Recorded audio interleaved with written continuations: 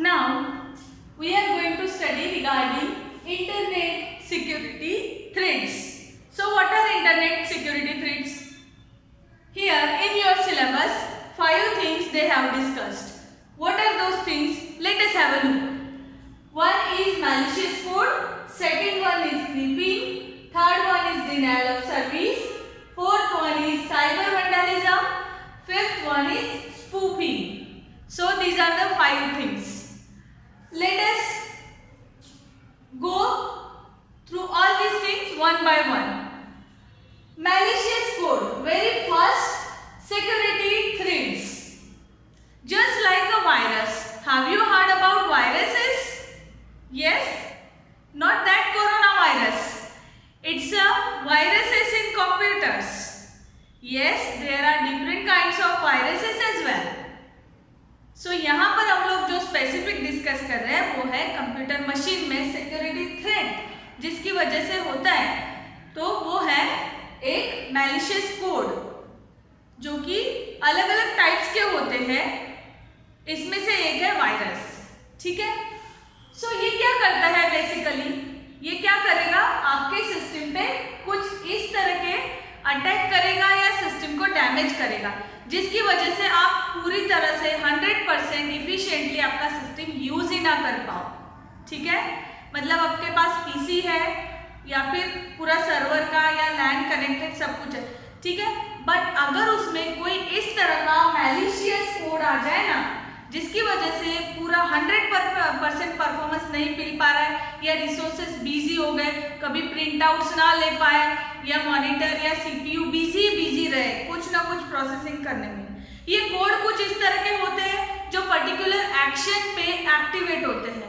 For example, कभी कभार ऐसा होता है ईमेल पे आप अटैचमेंट पे आप क्लिक करते हो, अटैचमेंट डाउनलोड करते हो, तो अटैचमेंट के साथ ये वायरसेस खुद को अटैच कर लेते हैं ये कोड को।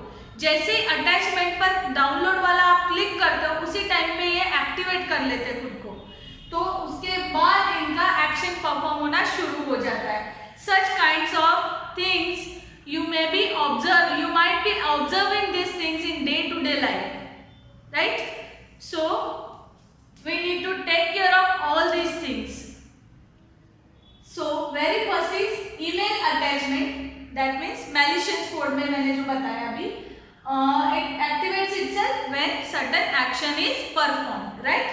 Second one is snooping just like tapping of telephone wire and recording the conversation. ठीक है, कभी कभी क्या होता है कि राउटर के थ्रू वहां पर क्या होता है, कन्वर्सेशन को टैप करने के कुछ डिवाइसेस लगा देते हैं।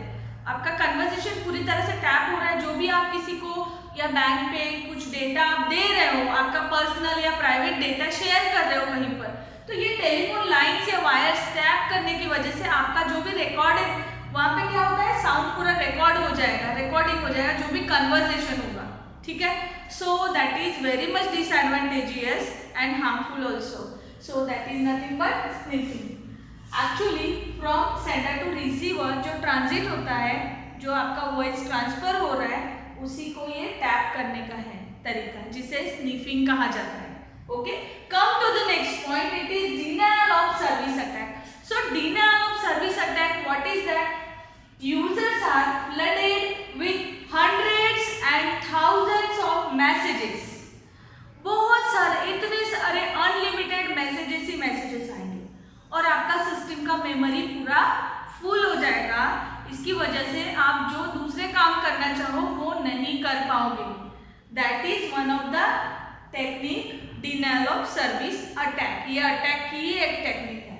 ठीक है, इसमें क्या होता है, नेटवर्क ट्रैफिक हो जाएगा, traffic problem on the network, जिसकी वजह से आपको बार बार शटडाउन सिस्टम अपने आप होने लगता है।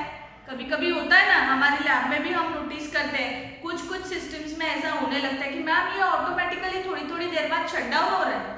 So what is that, you don't know, but maybe there is a certain malicious code which is getting activated after particular action has get performed there. That's what we are noticing all these things, right? So remember these things. Denial of service में shutdown होता है और बहुत सारे messages से आपका memory full हो जाता है, जिसकी वजह से आप रिसोर्सेज को 100% यूज नहीं कर पाते हो। सो दिस इज द मतलब इसी तरह से मशीन का एक्सेस नहीं होने देना, वो हुआ डिनायल ऑफ सर्विस अटैक या फिर उसे डॉस अटैक के नाम से भी जाना जाता है। ठीक है, उसके बाद है साइबर वैंडलिज्म। इसमें क्या होता है कि electronic defacing of an existing website page. आपका पूरा का पूरा वेब पेज जो होगा पर्टिकुलर ऑथोराइज्ड साइट का, उससे उसका इलेक्ट्रॉनिकली डीफेस किया जाएगा। डीफेस मतलब उसका पूरा फेस हुलिया ही बदल दो उसका जो ओरिजिनल है। फिल्म्स में आपने देखा होगा ना कि मास्क कुछ अलग से लगा लेते हैं, बंदा कोई अलग होता है, फिर भी वो उसको अलग तरीके से प्रेजेंट करता है कि ओरिजिनलिटी हमें पता ही नहीं चलती कि ये वो डुप्लीकेट है या ओरिजिनल है। Just like that cyber vandalism में electronic defacing of an existing website page ये होता है, जो कि आप नॉर्मल भाषा में हम समझ सकते हैं कि रिप्लेसेस वेबसाइट्स ओरिजिनल कंटेंट, उसके ओरिजिनल कंटेंट का पूरी तरह से रिप्लेस हो जाना और दूसरी कुछ गलत इंफॉर्मेशन आपके सामने आना, मतलब ओरिजिनलिटी का आपको पता ही नहीं चलेगा, आपको लगेगा कि यही वेबसाइट ओरिजिनल है। So that comes under cyber vandalism, remember. Okay, third last one is spoofing. Spoofing को आईपी स्पूफिंग के नाम से भी कहा जाता है। क्यों?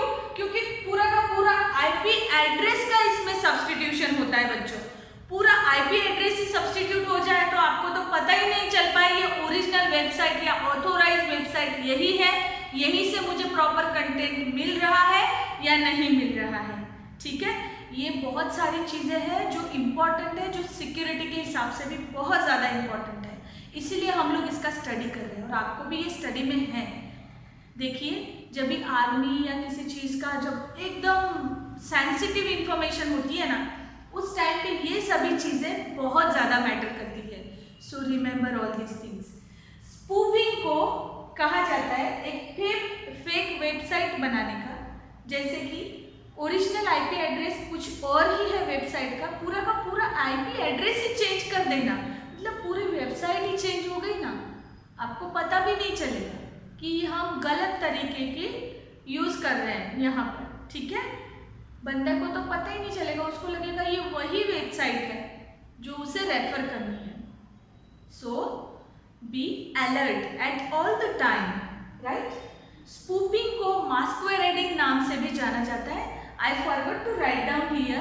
Masquerading is the another name of spoofing or IP spoofing. ठीक है, ये सब तो हमने लास्ट टाइम देख ही लिया था। All these were the security issues. In the last slide, I just want to recall these things: security issues, confidentiality, integrity, authorization, and non-repudiation. These were the security issues that we have already discussed, and these are the security threats. So don't confuse in between these. Security threats are different and security issues are different, right? Thank you.